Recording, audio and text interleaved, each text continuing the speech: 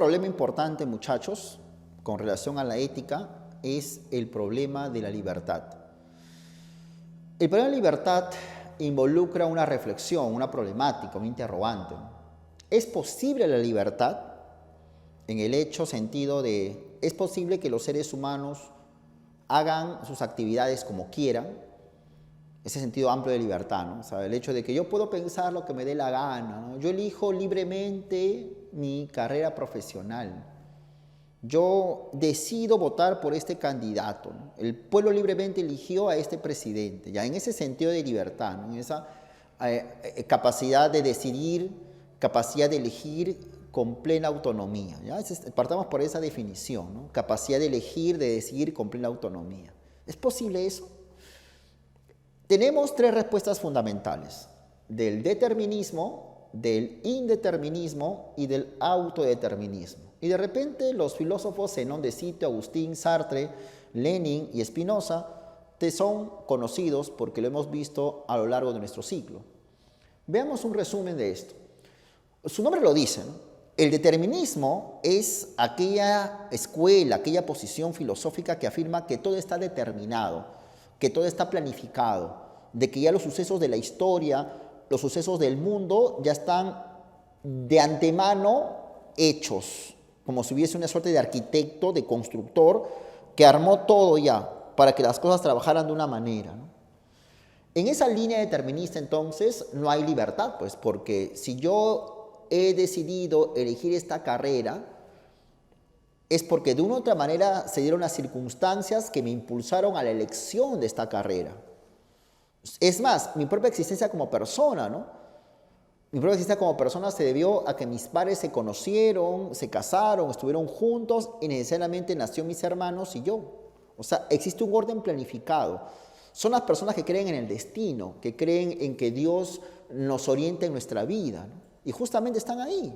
Está, por ejemplo, los estoicos, el estoicismo de Zenón de Citio, que considera pues de que hay que aceptar las cosas con resignación, ¿no? Que si yo soy pobre es porque el mundo, la vida me hizo así y lo que debo hacer es ser feliz siendo pobre, ¿no?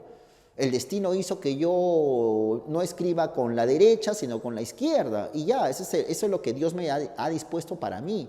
Y por consiguiente debo ser feliz escribiendo con la izquierda. No puedo estar pues pensando algún día podré escribir con la derecha cuando algo es absurdo, ¿no? Esa es la posición determinista de los estoicos. No es que yo decidí ser zurdo o ser diestro, no, sino que ya todo está armadito para que el 2021, por ejemplo, gane un presidente determinado, ¿no?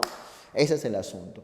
Y también en esa línea está el providencialismo. Justamente la tesis providencialista muy conocida por ti, de que Dios planifica la historia, San Agustín lo toma del estoicismo. Claro, tanto para los estoicos como para San Agustín, es Dios quien determina los sucesos y el hombre es solamente un muñequito de la providencia divina, de la determinación divina.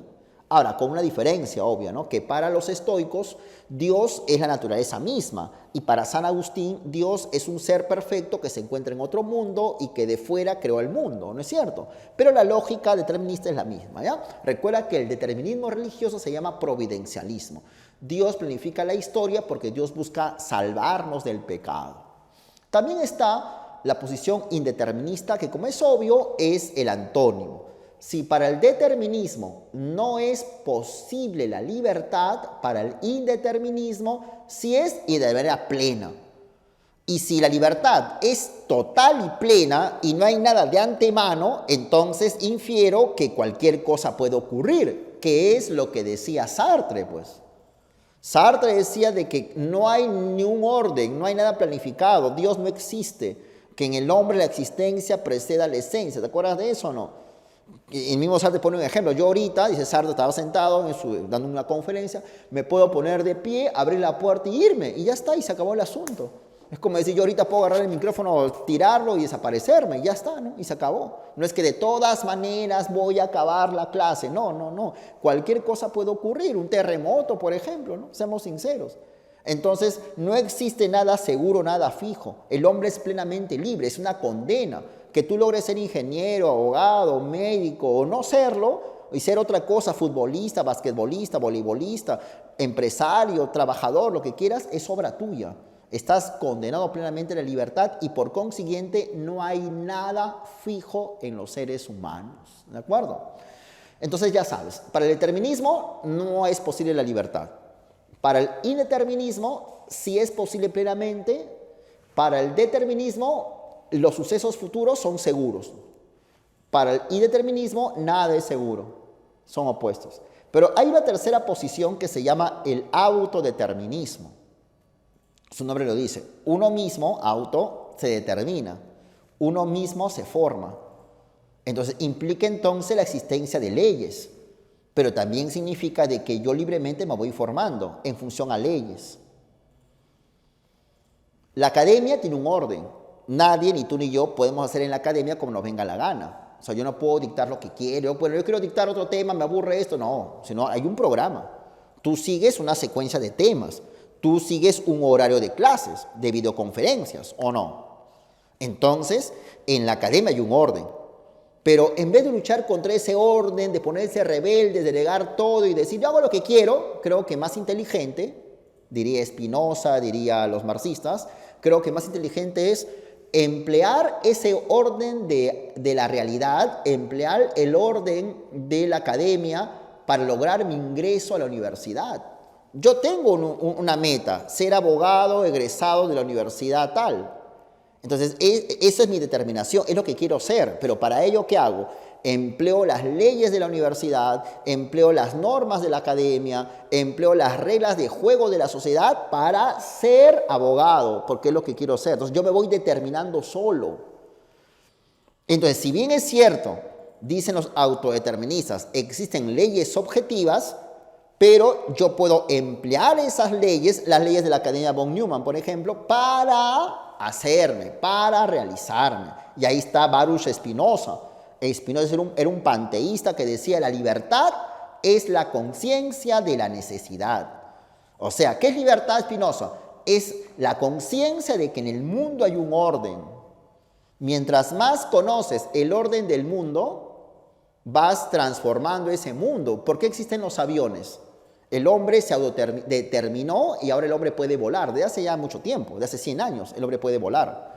Entonces, el hombre se autodeterminó. ¿Y cómo se autodeterminó? ¿Cómo logró volar? Volar con aviones. Porque conoció el orden que hay en la naturaleza. No violó el orden, no rompió el orden. Lo aceptó, pero lo empleó para que él pueda volar e ir al espacio inclusive. El hombre decidió, se determinó de ir debajo del agua y estar horas debajo del agua. Para eso, para ejecutar esa libertad, ¿qué hizo el ser humano?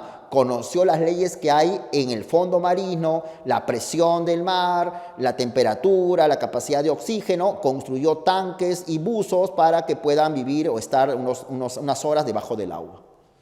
Esa es autodeterminación, la conciencia de que hay un orden necesario. Y justamente el marxismo dice eso, pues. ¿Qué dice Lenin? La libertad es el uso de las leyes objetivas para el cumplimiento de nuestros propósitos. Tú tienes un propósito, ingresar a la universidad. Ya ese propósito, para lograrlo, empleas el orden de la academia, los horarios, para que logres ese ingreso. ¿Me hago entender? Y de esa manera te autodeterminas como abogado, como médico, como ingeniero, como que quieras.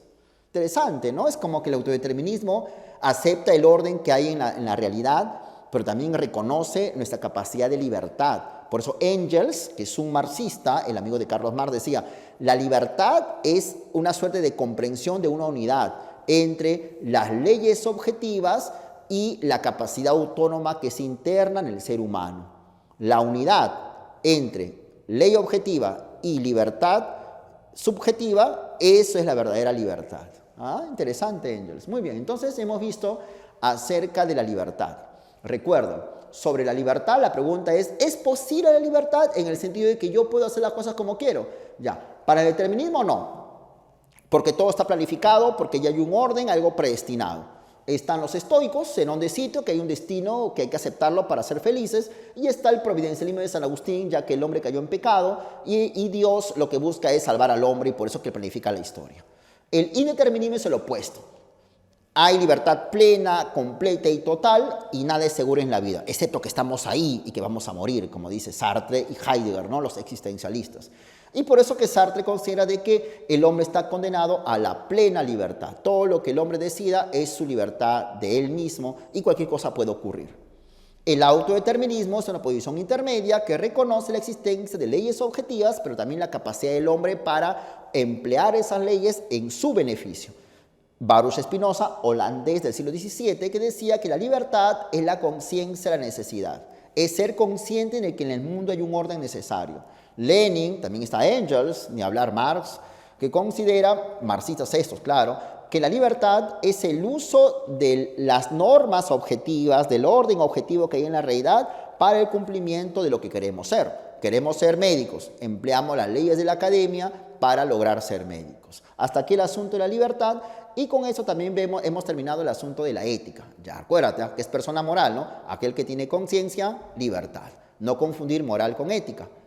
Moral es lo que hacemos día a día. Ética es la reflexión filosófica sobre la moral. Y moralidad es la moral puesta en práctica, lo que hacemos. Recuerda, persona amoral carece de conciencia o libertad. Niños pequeños, personas con problemas mentales.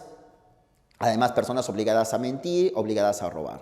Recuerda, los problemas éticos básicos, problema del bien, problema de la libertad. Problema del bien, eudemonismo, la felicidad es el bien. Formalismo, la buena voluntad es el bien. La ética dialógica de Habermas, la cuestión es establecer el bien a través de diálogos. Y la cuestión de la libertad, determinismo, no hay libertad, indeterminismo, sí hay plenamente, autodeterminismo, hay libertad, pero aceptando las leyes que hay en la realidad. Hasta aquí nuestro tema de ética.